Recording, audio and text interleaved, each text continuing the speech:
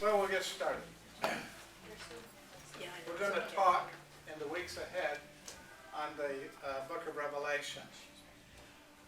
This is a book that I avoided studying a large portion of my life, or I avoided it, I think, because there was a party line in the denominations and such like that I grew up in as to what this book meant. And like most everybody else, I suppose I subscribed to it to some degree, and yet there was an element in which I wasn't comfortable. And therefore, I never preached on it, and I didn't teach on it, because I just didn't really know what the book was about. After some time, after I had made some theological transitions and was Presbyterian, I was asked some prophetic questions. And I decided, well, I need to take a look at this book. And so I started a study about the book, and the result was, I did Sunday school classes on it, and I took those notes and I kept reworking them over a period of years. And I ended up with this book here, called Back to the Future. And you can see on there, if you care to obtain that book, there's some information where you can obtain it and read it if you'd like. I think it'd be helpful to you because I can certainly only give you a few things, and there's a great deal more in the book. So we're going to get started with an introduction, and after we get into the introduction, or get through the introduction, we'll go verse by verse through the book of Revelation, see if we can make any sense out of it. Now, when looking at the book of Revelation, we are confronted who have been addressing this book. They have looked at it through various spectacles, various points of view. And we want to talk about those points of view. We have a comment here, the blank. See this book as a prophecy about times that have not yet occurred. Now the answer to that question is the futurist, because that's one of the ways to look at this book, is to see the book about, content about the future, and only about the future. And in every age, it's about the future. It never ceases to be about the future because the world has not come to an end yet. And this is basically about the end of the world. That's the point of view of the futurist. Something dawned on me one day when I was thinking about that.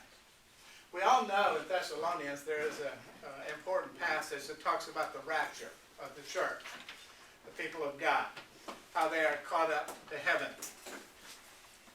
That's a major of doctrinal importance about prophecy and about the things that are going to happen at the end of the world in our future.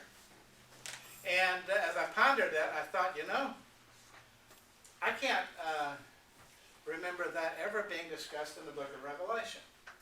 If the book of Revelation is about the end of the world, then why is this very important doctrine, the rapture, never addressed in the book of Revelation? And it is not. It is not addressed anywhere from cover to cover. That made me suspicious that the book of Revelation was about the future, because that's the most central element of the future of the church. The last times would be its rapture to be with God. The predominant group that holds this position is dispensational premillennialism. You may or may not be familiar with these two words. Premillennial simply means that this school of thought believes that Jesus Christ will return before the millennium. In fact, his return will institute the millennium. Dispensational has other meanings, and it addresses issues primarily about Israel and the role they play, if any, in the last day. Now, your dispensationalists believe they play a great role. Question 3. The blank, see the message of this book working itself out through successive eras of history. So this is another major way of looking at the book of Revelation. It's not common today, but it's the historist. Now the historists were the people who believed that each of the 7 churches in Revelation chapter 2 and 3 really made reference to an era of history. You know, the first church being the church of Ephesus would cover maybe the first 200 or 300 years of the church. And then the next church would cover several hundred years. And through these 7 churches, of course, all of the church age would be covered. And then the end of the world would come. This was quite popular 500 years ago. It is not real popular today. And the major reason it's not popular today is simply because, I may forget to address some of these blanks, so you raise your hand if you would and keep me on track. The major reason it's not popular today is that these church ages were laid out, you know, with a pencil and paper, so to speak, and all the important people in history, the great personages through every era, and then 100 or 200 years would come and more important things would occur. When they just scratch all that, and they'd start it again, they'd stretch it out another couple hundred years, and the world didn't come to an end then either. And more important things happened, so they'd scratch all that, and they'd rewrite it again, and they'd keep trying to incorporate the history into the historist position, you see. And after a while, this got so embarrassing that for the most part, they just threw up their hands and walked away and said, let's come up with something better than that. You know, that doesn't seem to work in any generation. So it's not real popular today. And then point 4, the blank advocated a symbolic approach to the book. The spiritualist. And they, quote unquote, spiritualize the content. They see a story here of the engagement of good and evil in symbolic form. And these stories are applicable to any era. And they're not necessarily rooted in history. They're just simply unique and powerful stories about the engagement of good and evil in our life. And we are to apply that spiritually in some way to feel good about life. And so that's a common position. In fact, those are the 3 most common. A lot of Presbyterians actually hold to a spiritualist position, for what it's worth. As far as the dispensational premillennial futurist position, you may recognize that as common to Baptist churches. The historist we talked about as being common more 500 years ago, that was more in line actually with a lot of Presbyterian, a lot of Continental Reformed churches subscribed to that for a while until they finally, you know, after so many centuries passed, they couldn't make any sense out of it. It became less significant. The dispensationalists, however, if you perhaps have been exposed to this in your past, actually have reached out and embraced a certain element of historism in their own dispensationalism. And you will actually see them trying to incorporate periods of history into dispensationalism as well. You may have noted that.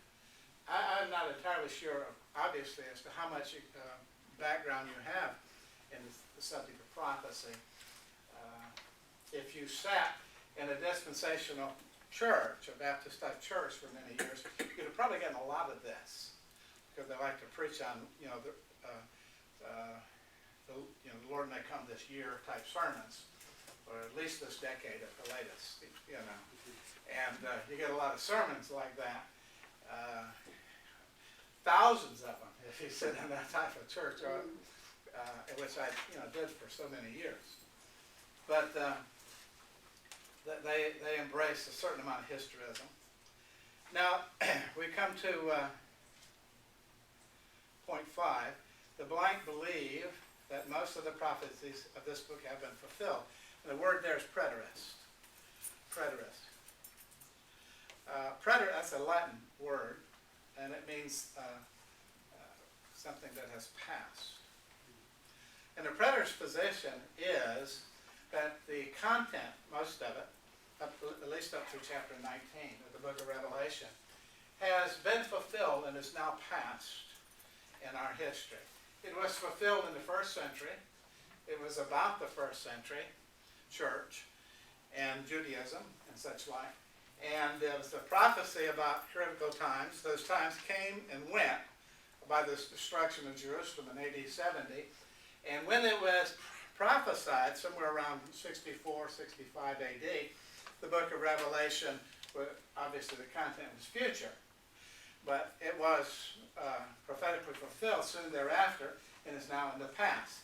And that's the reason I entitled my book Back to the Future, in that you have to go back 2,000 years till you get to a point when this is future, you say, because no longer future is fulfilled for the most part.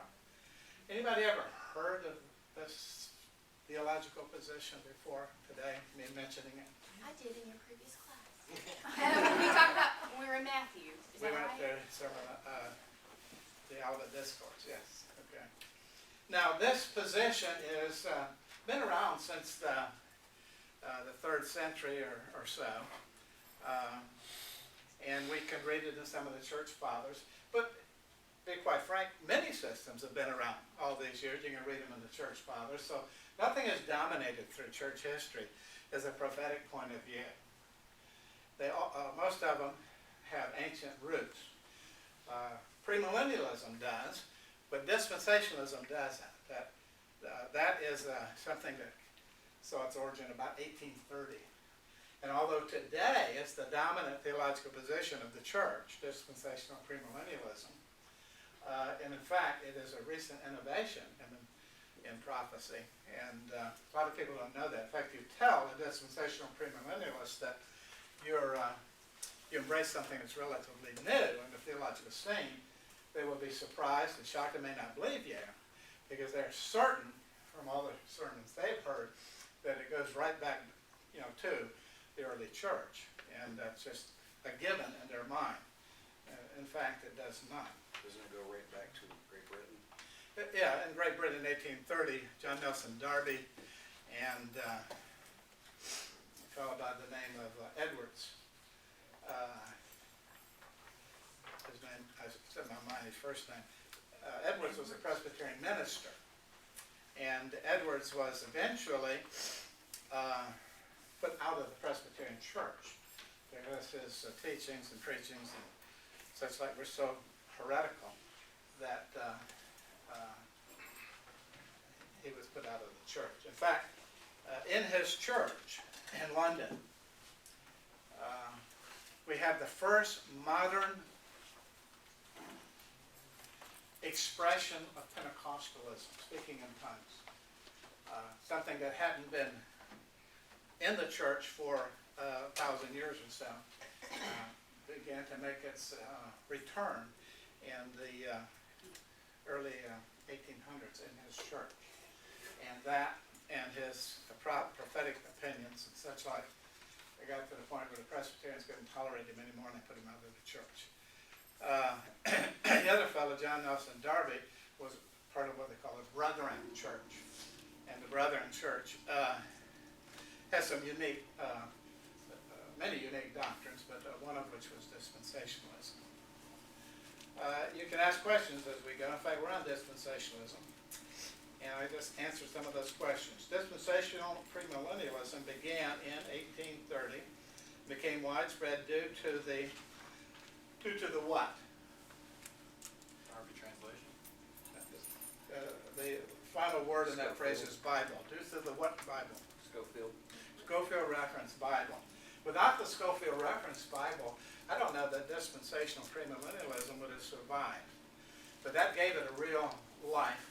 In fact, the notes in the Schofield Reference Bible became almost, in the minds of the users, inspired. I'm not saying absolutely so, but they were just deeply embraced. And then you have other reference Bibles that have taken the place of the old Schofield Reference Bible. You have a new Schofield Reference Bible. You have a Ryrie Study Bible, which is the same thing, basically. And perhaps some others.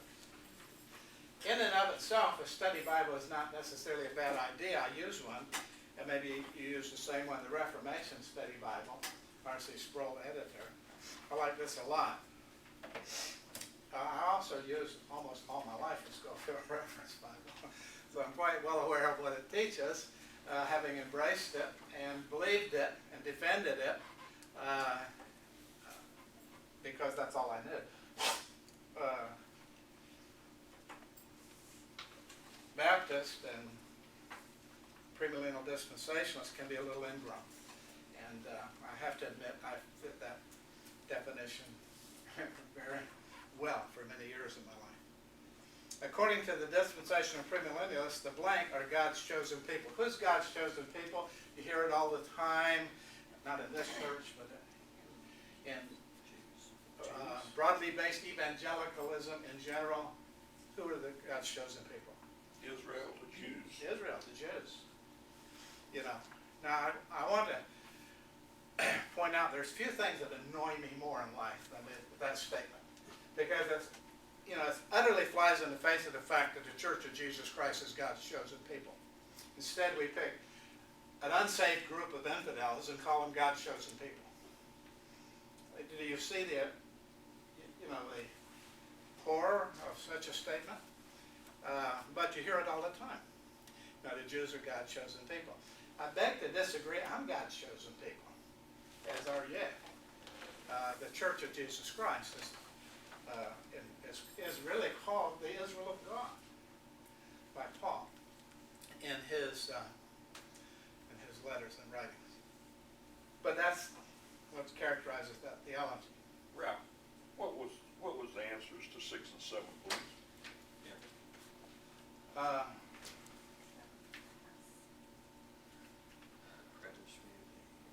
The destruction of Jerusalem. 7 was the meaning of the name Preterist. Past. Something that has passed. Thank you for asking. Thank you. I'd skip those. Don't let me do that. I get going, miss things. The once and for all blank of Christ makes the rebuilding of the Jewish temple and the reinstitution of sacrifices unlikely. I didn't mention the rebuilding of the temple and the reinstitution of sacrifices, but you hear it all the time, don't you? You know, we're just waiting, you know, we're going to build that temple. You got this Islamic temple there, and some way, shape, or form that's coming down, and you know, and God's going to rebuild his temple. He did, and it's in this room. It has nothing to do with Jerusalem and any temple that's going to be built there. If there was a temple built there, I hope you come to understand and believe God ripped that temple down with his own hands in 70 AD as a defiance against everything that's found in Scripture. If there's never another one built, it'll be built in defiance of the God who tore the other one down. They have nothing to do with fulfilled prophecy. What was that again? The once and for all blank of Christ? Yeah, I didn't answer the question, but you ought to know. Death of Christ. Yeah, the sacrifice of Christ. Okay. I mean, why do you need another temple and animal sacrifices? Look at Hebrews, it just flies in the face of dispensationalism, does it not? Making clear the fact that the once for all sacrifice of Christ does away with all of Judaism, is the point of the author of Hebrews. And crucifixion of Christ, the temple veil was ripped from top to bottom as a start of that. Well, we're going to sew it back up. Christ himself. Like years ago, I went to Israel and I studied historical geography and came back and went to several churches and shared my slides and experiences. And people said, "Are they rebuilding the temple over there?" And they always asked me about that. No, we're rebuilding it right here I said, "What?" in the community of faith. That's the temple of God, you say. So you'll get different theology in a Presbyterian church in America, generally. Yes. You won't necessarily get this eschatology. The Presbyterian church does not embrace a given eschatology. You probably know that. There are in Presbyterianism, in Presbyterian churches, amillennialists, historic premillennialists, not dispensational premillennialists, postmillennialists, and those that are or are not preterists. some of the people who are preterists. I like to mention the names because most people look at me like I'm a heretic, so I like to associate with myself with good company. This thing. So who believes this nonsense that you're teaching? Well, R.C. Sproul is a preterist. J. Adams is a preterist. Hank Hanegraaff, anybody here, the Bible Answer Man? Hank Hanegraaff is a preterist. Gary DeMar is a preterist. Ken Gentry is a preterist. Perhaps I've heard of most of them. Most of these, or all of these men, J. Adams is a preterist. All these men are Presbyterians, but Presbyterianism has no hold on preterism. I know of Methodists and Church of Christ even, and Baptists who are preterists. So, I mean, in fact, you can be a non-millennialist and be a preterist. J. Adams is a non-millennial preterist. You can be a post-millennialist and be a preterist. R.C. Sproul, Ken Gentry, myself, others are post-millennialists. You can be a historic premillennialist and be a preterist. I know of none, but you can.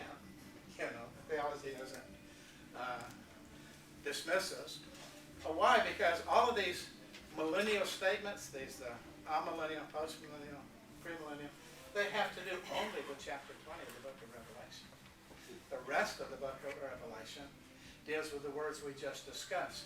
Futurist, historist, what other word did I use? Spiritualist. What? Spiritualist. Spiritualist and preterist. All the rest of the book has to be entertained in one of those four ways. And that doesn't necessarily have anything to do with the millennium. That's only introduced in chapter 20.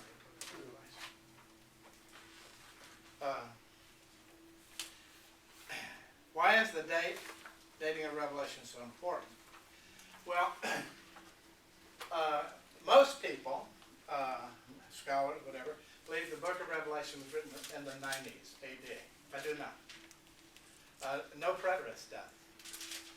If the book of Revelation was written in 90 AD, then the story it tells about the destruction of Jerusalem, destruction of the temple, destruction of Judaism, would have therefore been written in hindsight, having observed the events, and then there would have been a pretense that it was prophecy.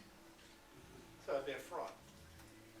Since I don't believe the scriptures are fraudulently written, therefore it had to have been written before the events, assuming the events are what I discussed.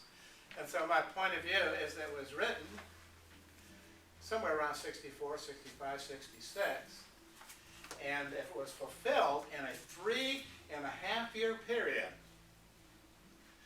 that basically begun by the order of Nero to destroy Jerusalem.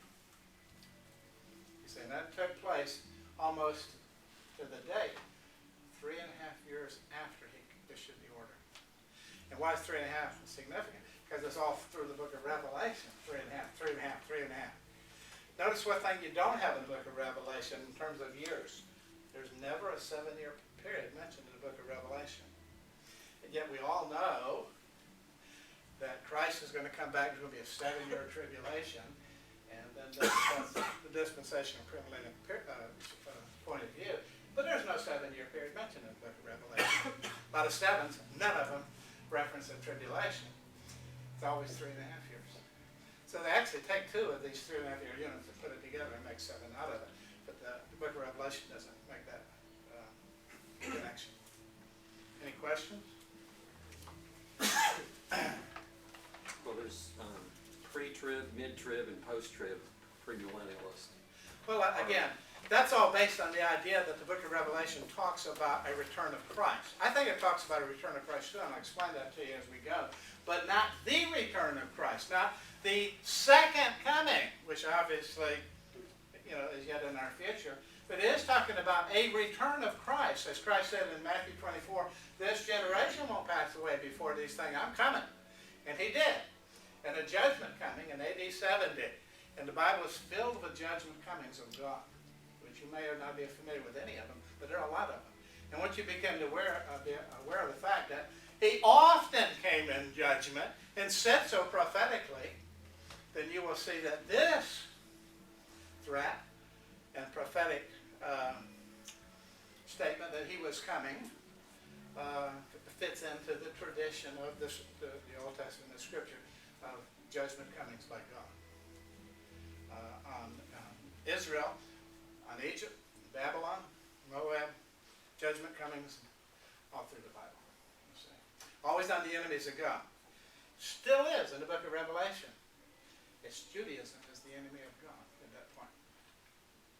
You see. The internal and external evidence clearly point to the two words as the writer of Revelation. We didn't discuss the internal and external, but the Apostle John was the author of the book of Revelation. It's the only possibility. You will read, again read, hundreds and hundreds of pages on who wrote the book of Revelation, various Johns through the early church who played roles in the church history and such like. But none of them are even a remote candidate for the authorship of this book, only the Apostle John. The persecution of the early church came primarily from who? Judaism. From Judaism. Now, after the destruction of Jerusalem, it comes primarily from Rome. The point is, in the book of Revelation, the great enemy of the people of God is often portrayed as Jews. And Christ calls the Jewish synagogue in chapters 2 and 3 of the book of Revelation what? Synagogue of Satan. You see. And so the great enemy of the church in the early years was Judaism.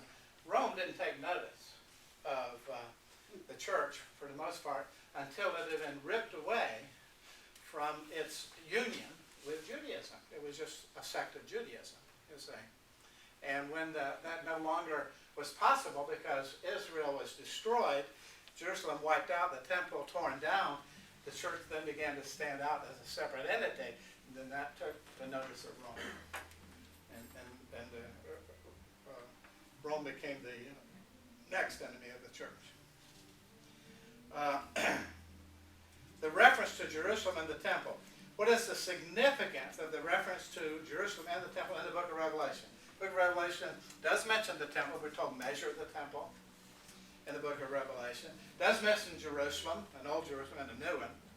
What's the significance of that in terms of our date, for instance, point of view? Well, the fact of the matter is, if Jerusalem was destroyed, the temple was destroyed, we wouldn't be discussing it in the book of Revelation. It'd be history, you see. But because it exists, and it's something that can be measured, and something that can be discussed, then the argument is, therefore, this discussion took place before that destruction occurred. Therefore, the authorship of the book, internal evidence, would suggest before AD 70. Now, the political, historical situation in Revelation. I'll read you Revelation 17, 9, and 10.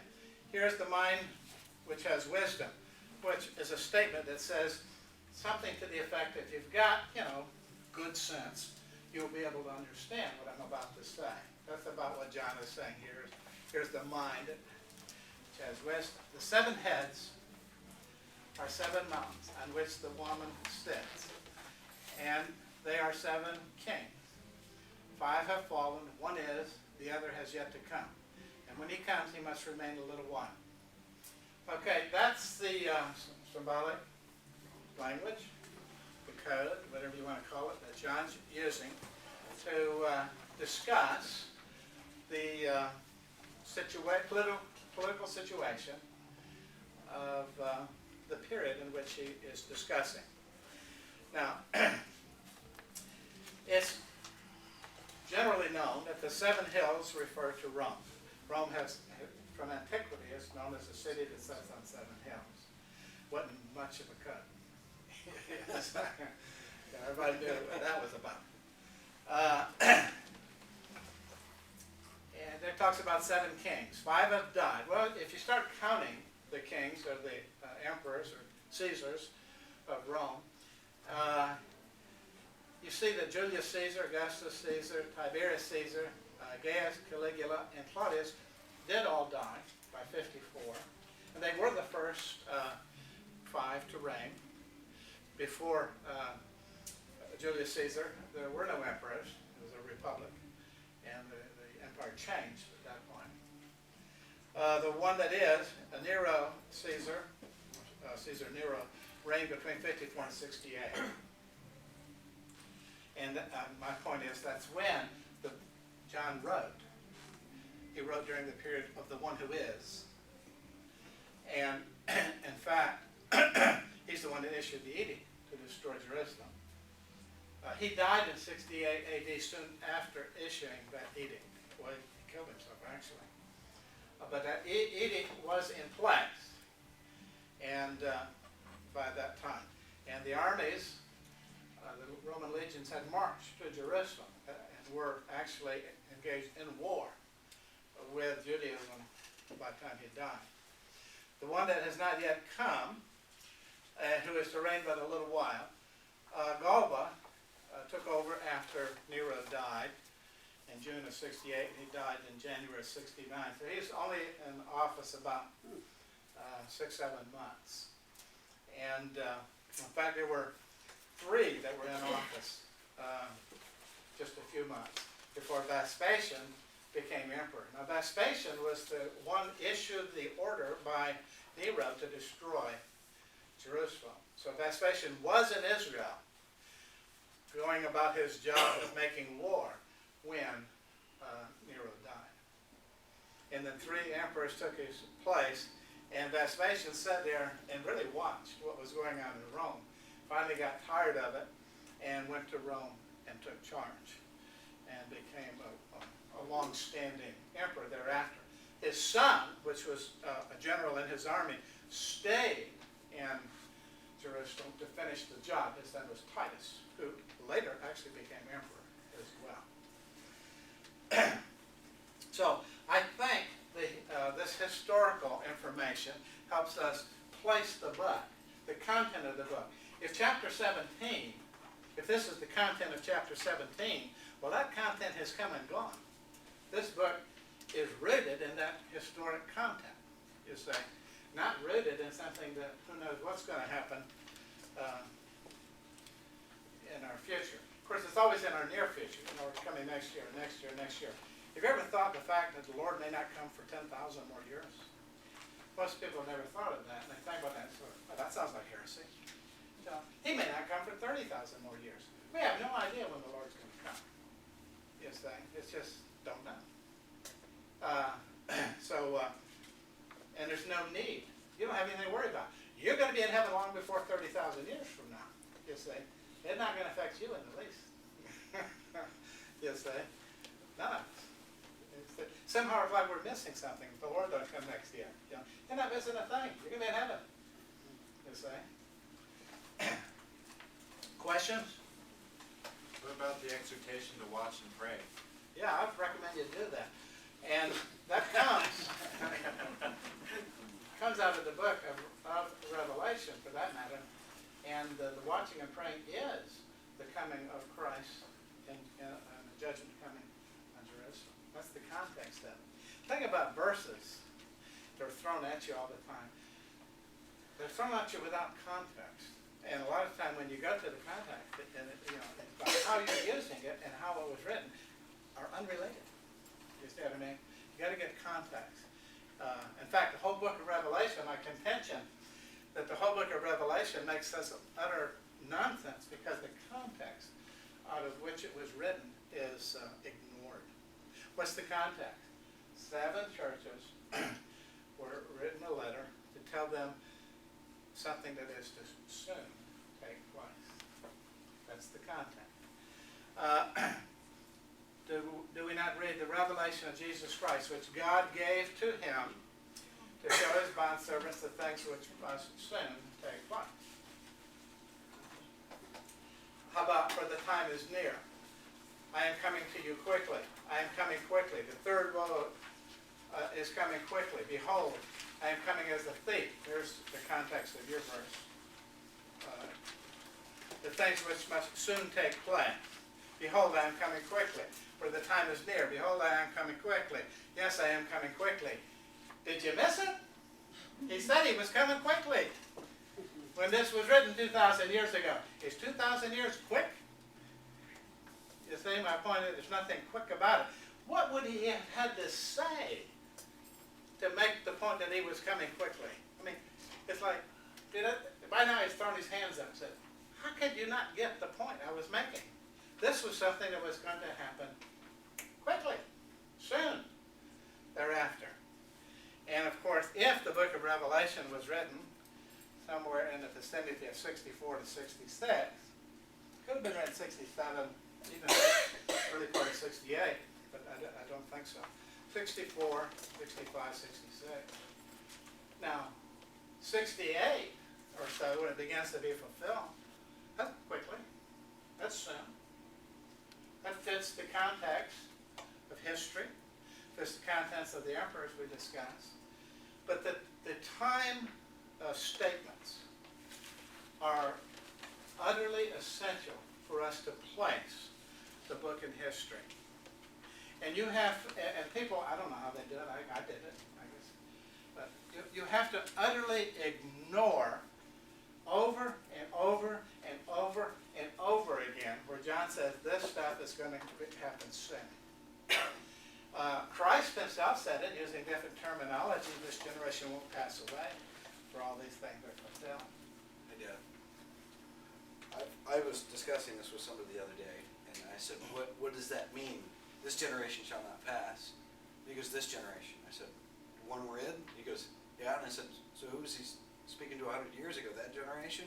And he goes, well, whatever generation it happens in. And I said, so you're telling me you have no idea what this is talking about? Well, it has no context, has no grammatical, historical roots in anything when you think and talk in those terms. You say, my point, I'm trying to make, grammatical, historical reference in order to get the environment, the context in which the book took place in history. And if Christ had said something about that generation shall not pass before all these things take place, then I'd be looking for what that generation was he was talking about, because obviously that would be something in the distant.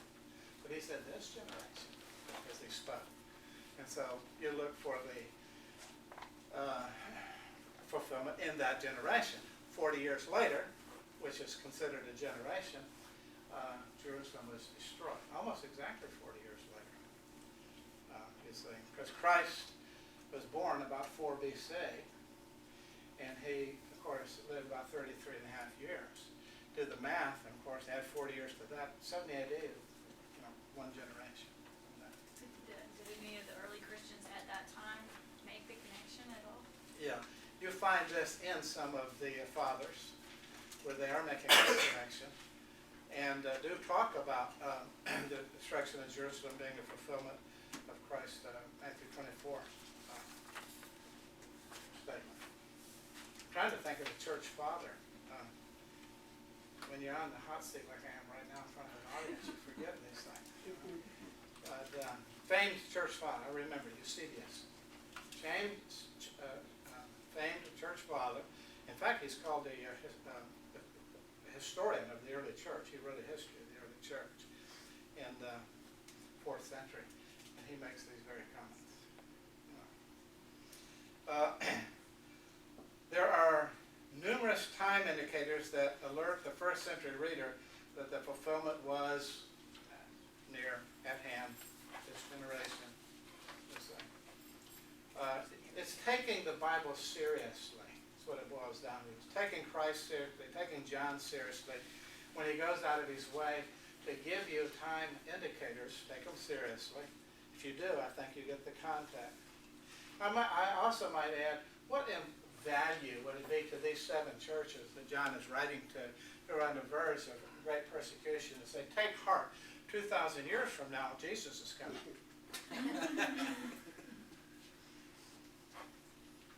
And how does that help me today? You're saying, that was written to people on the verge of suffering, and they were told to take heart, because Jesus is coming soon. Certain things are going to happen soon to advance the kingdom. Yes, and that makes sense in that context. Futurists futures deal with the frequent references to time by saying that when he comes, then the events will be quickly or fast. That's how they get around it. They say, well, what does this mean? And they change it. Just say that this doesn't say the Lord's coming quickly or in this generation or anything else, but when he comes, boy, it's going to be fast. That's not what the context of any of these verses say. But it's their explanation. I've got to come up with something, because they're well aware of the fact these verses are there. Got to say something about it. So, some conclusions, and a lot of questions and answers perhaps to follow. The likely date that Revelation was written is, by now you ought to have some answer. 64, 65, 66. Good likely period, 3-year period there. Judaism was Christianity's greatest enemy. Jerusalem and temple still stood when the Revelation was written, indicating, of course, that the Revelation was written before AD 70, when Jerusalem and temple did not stand any longer. Emperor Nero still reigned. Time references indicate an early date. The Olivet Discourse and Revelation are written in a first century setting. I went through that pretty fast. I remember that when I was at Columbia, it's called International University now, and James Hatch, whose son was here, spoke to our church. He had a course called Daniel Revelation, because there's a lot of references to Daniel Rev. How would you still agree with there's a lot of similarities? Oh yeah, there's multitudes of quotes, or not quotes. Interestingly, John is the most Old Testament book in the New Testament in terms of its references, and yet there is no known quote in the book of John of an Old Testament passage. In other words, he weaves his writing with Old Testament phraseology and terms and such like, while not necessarily ever quoting. When you read it and you know the Old Testament, you go, oh, that's Daniel, that's Ezekiel, that's Zechariah, that's Isaiah. You know where he's getting his stuff, you're saying. He's immersed in the Old Testament, the most immersed in all of the New Testament. The next person who would come close to him would be the writer of the book of Hebrews, which is also a book deeply rooted in the Old Testament. Okay? Notice how Daniel concludes. Daniel, seal up the book, because until the time is at hand. Obviously it's not at hand now, so seal it up. How does the book of Revelation end? Anybody know? Open. Don't seal the book. Comes right out and says it, for the time is at hand. That's how the book of Revelation ends. You see. I mean, with the stuff in Daniel, it's going to be 300, 400, 500 years before that stuff starts playing out. Go ahead and seal that up. That's not going to happen soon. Book of Revelation, don't seal it. The time is at hand. It's going to happen soon. You check chapter 22 of the book of Revelation, you'll see it there. Unless somebody moved it. It's still there. Questions? Why do you think John wrote in that apocryphal symbolic language rather than clearly stating in 3 years Israel's going to be destroyed? Why do you think he used all that symbolism? Well, you can ask that question about Ezekiel, Daniel, Zechariah, and major portions of Isaiah as well. In other words, the ultimate author, God, why does he do that? I don't know. Not much of an answer. I don't know. He just does that. You got an answer, you might illuminate me on that, but he does use symbolic language, and he tells you he's using symbolic language. We'll get into that. And you are told, however, if you have wisdom, you're going to grasp this, you're going to understand it by time and time again. You're expected to understand. Interestingly, the word apocalypse today is used, well, number one, it's used for destruction and tragedy. And it's also used for a puzzle. Something that's apocalyptic, that's puzzling, we can't figure it out. But the fact, the word apocalypse means revelation. It means the opposite of hiding. It means revealing. So the book of Revelation, my point is, was meant to be understood. It was never meant to be a puzzle book. It was meant to be divine revelation to be understood right there on the spot by that audience. My best guess is those 7 churches got it. And they understood what was being said. Later became mysterious. Quickly became mysterious. Although people all through the centuries were talking in this preterist terminology that I'm using up till this day. They continue to talk that way. Minority position, to say the least. But it's an old one. And it's embraced by competent men. If it wasn't embraced by competent men, I'd been very reluctant as I began my study to, read a commentary about Herman Fanucci and say, oh, that sounds good, I'm going to go with that one. Who's Herman Fanucci? You see what I'm trying to say? It's the fact that not only in this generation, but through history, I can point out major theologians who have embraced this position, gave me confidence to look deeply into it myself. Can you remind us of your background? Which aspect of my background? Your vast knowledge. Educational background. Sure. Is that what you're referring to? Well, yes. Okay. I did a Bachelor of Arts in Bible from Bob Jones University. Did some graduate work there. Later I did a Master of Arts in Counseling from Webster University. Did a Master of Divinity at Erskine Theological Seminary. I did a Master of Theology at Greenville Presbyterian Theological Seminary. And did a Doctor of Theology at Reformation International Theological Seminary. So, too much. And school too long. But it did give me the tools to think deeply about these things. You need to, education is primarily best served if you're given tools to work with, you say. And that's why, languages and other tool-oriented educational elements will allow you to get further in your life and thinking than will just pieces of facts, But yeah, they gave me tools to think, and to read and to follow, and analyze, and be comfortable with this. Where was your counseling degree from? Webster University. Webster? That Missouri? It's their home school. Their office is in Missouri, but they have campuses around the United States. Revelation. Any questions about this? Okay, we're going to do some more introductory material. I'm going to creep forward through some introductory material because starting in chapter 1, verse 1, without this, I think would be a wash a bit at sea. And so this will lay some foundation.